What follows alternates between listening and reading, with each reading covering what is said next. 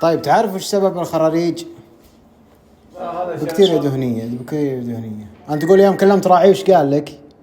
قال لي ما انتبهت الا ما ادري ويش. قلت تعال اخذه وحذفني. وش قال؟ حذفك؟ ايه. إيه.